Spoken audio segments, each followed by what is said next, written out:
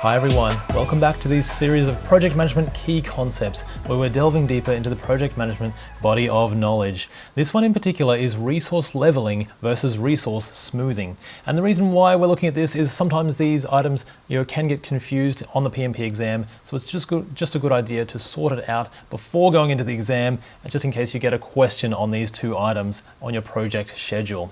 So resource optimization in general is used to adjust the start and finish dates of activities.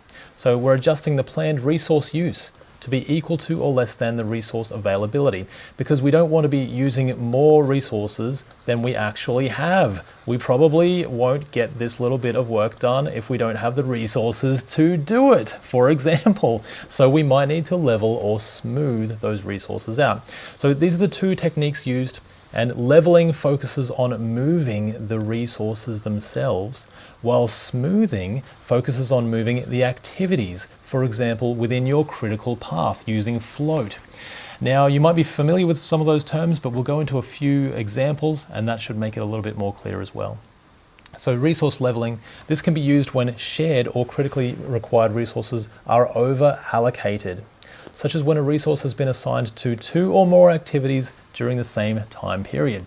So obviously, unless you can clone that person, if the same person is assigned to two activities in one time period, then probably they may not get one of those things done. So we just need to level that out. So when we're resource leveling, it can often cause the original critical path to change. And here is what I mean by that. You'll see in this example.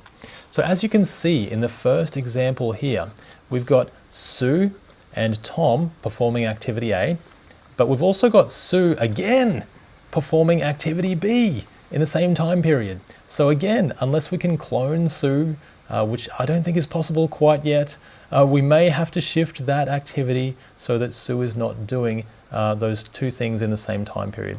And then we've got the third one over here. That seems to be clear. It's just one person doing that activity.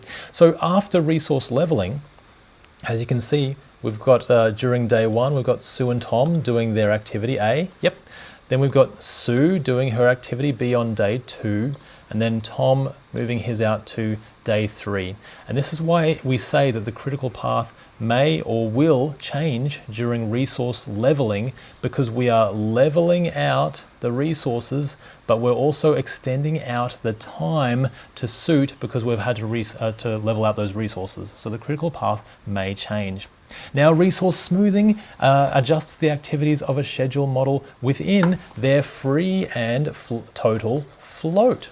So because of that, as you know, with critical path, the critical path is not changed because we're just using up the available wiggle room in our schedule. And again, let's have a look at what we mean.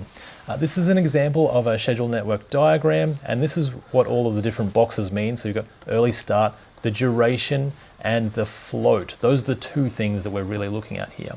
So as you can see, we've got no float on this activity, no float on this activity, but we have got 5 days worth of float or wiggle room on this particular activity.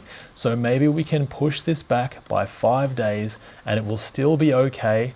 Things can be smoothed out and it won't adjust the critical path or our overall schedule.